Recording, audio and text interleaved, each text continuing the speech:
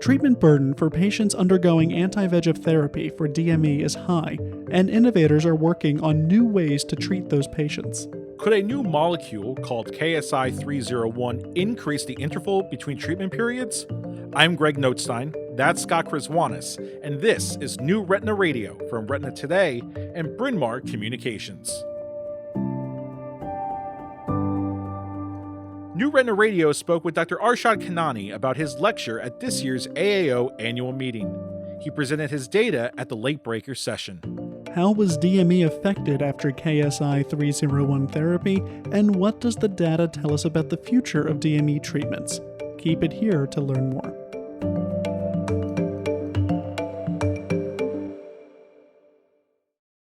The DRCR Retina Network Protocol T study found that patients averaged between 9 and 10 injections of anti-VEGF therapy, regardless of the particular agent, during the first year of treatment for DME.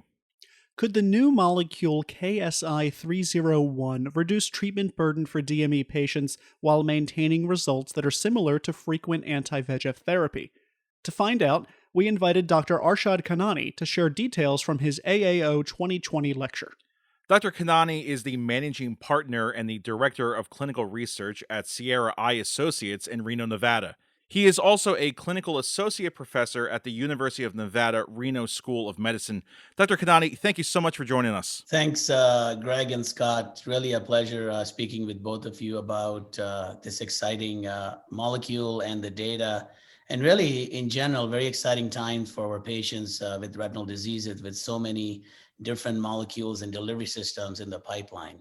This was a phase 1B long-term multi-dose study of KSI-301 in patients with DME, wet AMD, and RVO. Can you tell us more about it? Yes, for sure. So this study included a total of 121 patients across the 3 disease cohorts. So this is a very unique design for a phase 1B study where we're actually learning about durability, efficacy, and safety of KSI-301 in DME, wet AMD, and RVO. All patients in this study received 3 monthly doses. And after that, they actually came every month for their visits. And based on BCVA and OCT measurements, patient received additional retreatment based on the pre-specified disease activity criteria.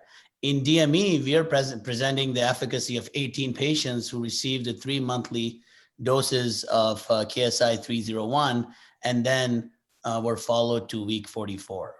Did patients receive other treatment during the observation period, the time between the final injection and week 44?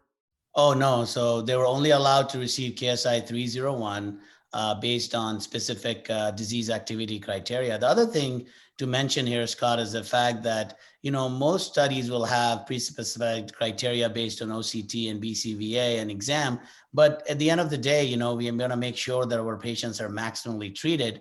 So if there's a patient where I think that the treatment is needed, but they don't meet the specified criteria, we were allowed to give treatment after speaking with the medical monitor. So all these patients were naive patients and they're only treated with KSI-301.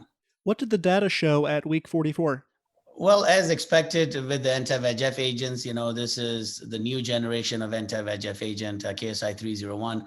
We saw strong efficacy. We found that patients experienced a gain of 6.6 letters at week 44, looking at the population with DME. And then mean BCVA was approximately 2032 at that point. There are also excellent results when looking at anatomy. At week 44, you can see that the CST was reduced by an average of 132 microns. So really highlighting that KSI-301 is working as good as other anti-VEGF agents that we have in our toolbox. Were there any patients who needed to be retreated? So again, these are patients who first received 3 loading doses. And then after that, they received injections as needed on their monthly visits based on pre-specified disease activity criteria. So if you look at the number of injections after the loading doses, you can see that in patients with DME, they received a mean of 0.6 individualized doses per patient. So essentially, there's a lot of patients who actually didn't need any treatment between week 12 and week 44, and that's 67% of the patients, really showing the durability of this platform in disease in treating patients with diabetic macular edema. Can you talk more about that durability?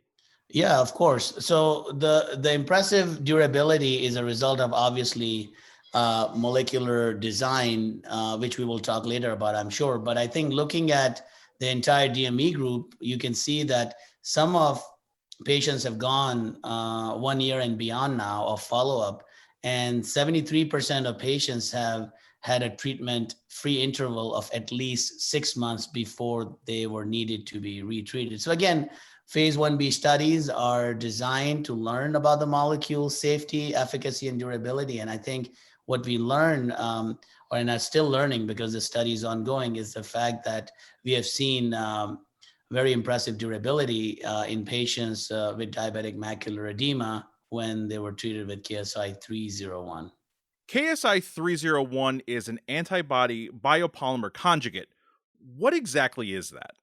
I'm glad I did biochemistry in undergrad, and I also got a master's in chemistry, Greg. So I think we really need to look at molecular level to see why this molecule has longer durability and good efficacy. And basically, antibody biopolymer conjugates are single molecules that result from linking an antibody to a high molecular weight phosphorylcholine polymer. The polymer is what makes the molecule special.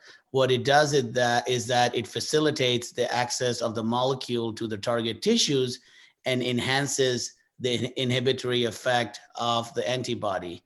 So the molecule here, KSI-301, is optimized for improved ocular durability, improved bioavailability, and deeper potency, as well as rapid systemic clearance. So I think if you want to simplify what I just said, is the fact that it's a large molecule, it stays in the eye where it matters, and really has great durability and efficacy because of the design of the molecule. And again, the most important thing about any new molecule is to look at safety, right? I mean, you are putting a biopolymer in the eye, and we know that safety is of paramount importance, especially during these times. And we want to make sure that patients are not getting inflammation, they're not getting any adverse events. And the good news is that the safety profile of this molecule is very similar to what we see with current anti-VEGF agents. How does it compare to ranibizumab, bevacizumab, and aflibercept? So I think if you want to just look at it in simple terms, it is expected to have the same great efficacy of anti-VEGF agents, but with a significantly improved durability because of the design of the molecule. And now we have data, as we just discussed, from phase 1b suggesting a durability of 2 to 6 months with after only 3 loading doses in patients with DME, but also we have seen excellent efficacy and durability in patients with wet AMD as well as RVO. What is next for KSI-301 as it relates to DME?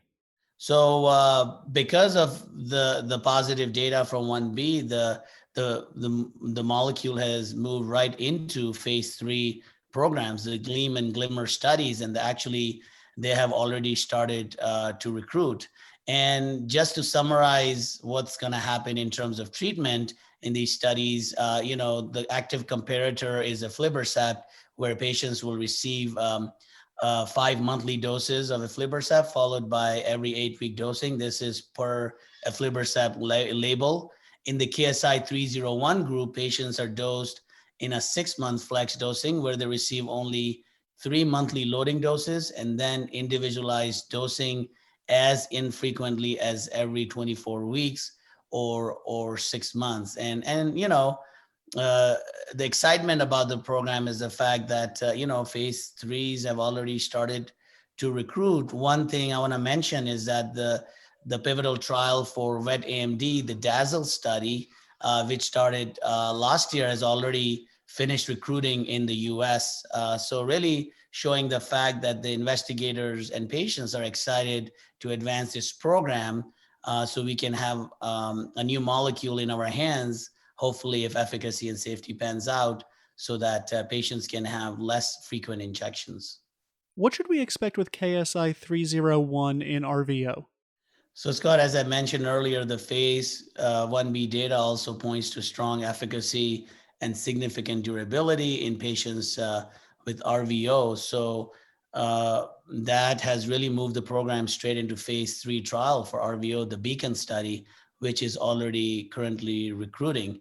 So I think one thing to keep in mind now is that this molecule is in late stage clinical trials with DAZZLE study, as I already mentioned, already recruited in the US, the GLEAM and GLIMMER studies for DME already recruiting, as well as Beacon study in RVO already recruiting. Dr. Khanani, thank you for speaking with us. Thanks for having me to talk about this exciting molecule.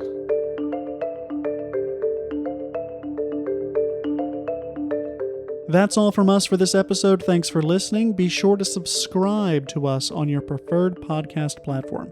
Make sure to also leave us a review on Apple Podcasts. It really does help us in those search criteria. Thanks so much for listening. Bye.